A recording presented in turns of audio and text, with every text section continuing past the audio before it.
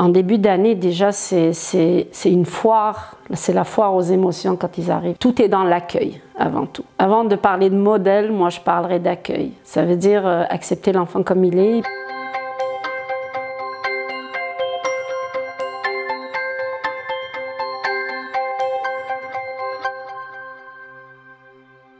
Je suis enseignante au préscolaire 5 ans. Moi, personnellement, j'utilise beaucoup la littérature jeunesse.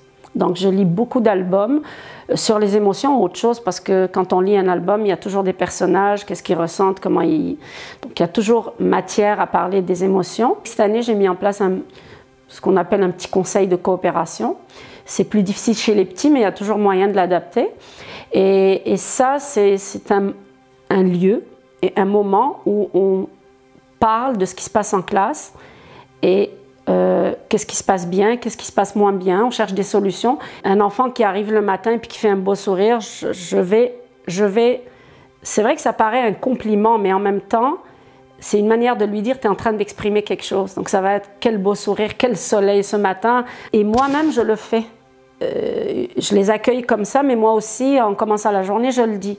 Aujourd'hui, je suis très heureuse. Oh, j'avais hâte de vous voir parce que j'ai quelque chose à vous dire. Et ça me donne de la joie. Parfois, je suis un peu déçue parce que... Donc, je l'exprime moi aussi. Je ne sais pas si je peux me permettre de parler d'un écrivain, Jacques Salomé. Puis lui, il dit « Le silence des mots provoque des mots ». Alors, le silence des mots, M-O-T-S, provoque des mots, M-A-U-X. Il n'y a pas d'émotion qui ne devrait pas exister. Il n'y a pas de... Tout est légitime, tout est permis. C'est une sorte de respect pour l'autre, c'est pour soi-même aussi.